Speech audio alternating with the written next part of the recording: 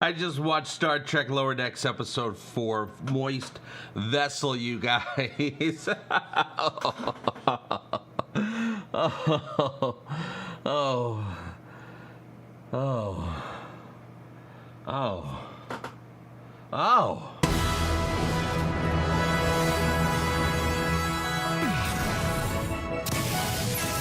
Hey gang, I'm JP and welcome back to Egotastic FunTime. I just watched the 4th installment of Lower Decks Season 1 from CBS All Access. We have 10 episodes altogether coming up, and so we just finished the 4th one, 6 more to go. Moist Vessels, and I have to say, this episode, I don't know if it's my favorite episode. Maybe last week, though there was some great stuff in this episode. Maybe it is. I don't know what my favorite episode is. It doesn't matter. The start of this episode is the absolute most Star Trek beginning of an episode CBS has ever put forth.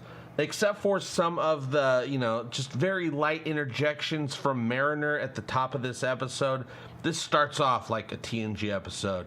It plays out like a TNG episode. This entire scene could have been put inside a TNG episode. It would have been fine.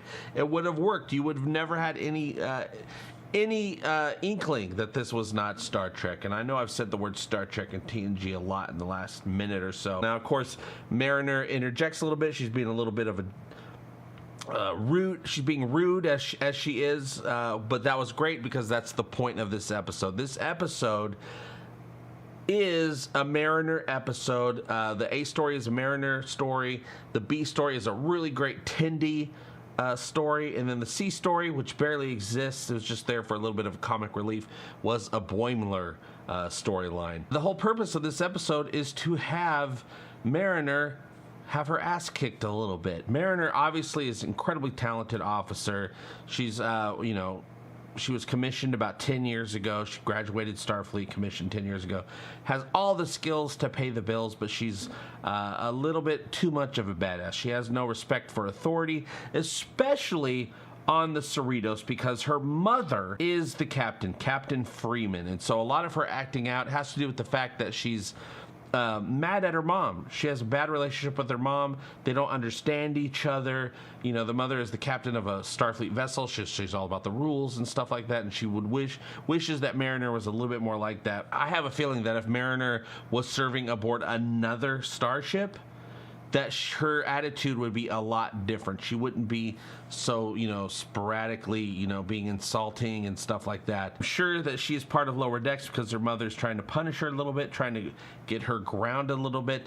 But Mariner's main thing is, punish me as much as you want. I'm going to find joy in it. I'm not going to let you punish me. I'm going to be me the entire time. And I'm going to find ways to have fun no matter what you try to get me to do. And so this episode, the mother would love for her to transfer to another ship. And so she assigns Mariner to do all the worst jobs on the ship, cleaning out the biological canisters from the holodeck, the biological leftover debris or whatever that she's cleaning out comes from the type of stuff that we know people have always done in the holodeck, which was addressed in this episode, which was a lot of fun.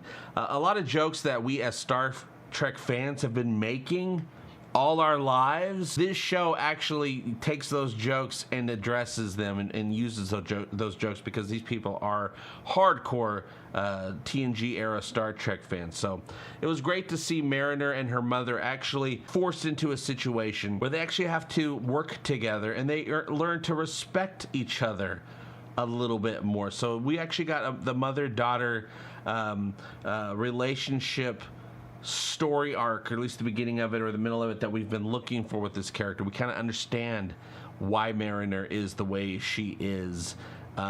She obviously has a great history with Starfleet. Don't know what happened to get her to have to be on her mother's ship and be looked after and kept down a little bit. And she's obviously lashing back at that, and that's why she is the way she is on the show. With this show, we are actually getting human moments in a cartoon environment. Everything's overly exaggerated, which I absolutely adore. So it was nice to see that there's some character development going on. We're actually getting the types of scenarios between characters that would happen on a regular Star Trek show, or most shows for that matter, that have character that's trying to work on character development. Tendy's storyline was hilarious. Tendy gets invited to watch an ascension, meaning that somebody's enlightened themselves so much that they eventually become they transform into just a being made of light. They become one with the universe, and that was a great storyline. She messes it up for the dude.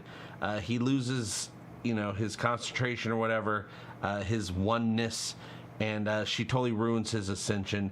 Totally plays out in a really great way. I won't spoil it for you. Go ahead and watch the episode. Yes, watch the episode. I am recommending Lower Decks to you. At this point, I'm recommending you find a way to watch it, or subscribe to CBS All Access to watch it. Is it worth it? That's going to be up for you. But hey, get the 1 month. Start watching Lower Decks. You decide if you want to continue to keep watching. It's up to you. Is it worth checking out now? Yes, I'm going to recommend it after the 4th episode. It's great to be able to experience these Star Trek stories in a new way. A lot of the same stuff. In this episode, they come across a generation ship.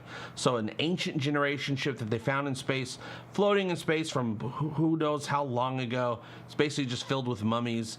I guess the plan was, when these people first set out in their giant generation ship, was to find a new home and terraform it. Really fun Star Trek style calamity happens that the ship is now put in danger, and they have to work together to try to overcome it. And that's when we see Mariner and her mother, Captain Freeman, come together. But Tendy's storyline with the Ascension storyline was so fun. I'm just gonna call it out. This was definitely had a little bit of a Quantum Leap vibe for me when the Ascension part of the story was happening. I was like, oh my God, he put right what once went wrong, and he was able to make the leap home, and it looked like he was leaping, and then some other fun stuff happens. I am now officially recommending Star Trek Lower Decks to you. Check it out, see what you think. If it's not for you, cancel the damn subscription service. Why would you keep it if you don't like it? I can't necessarily recommend Discovery right now, but I could recommend Lower Decks. Check it out.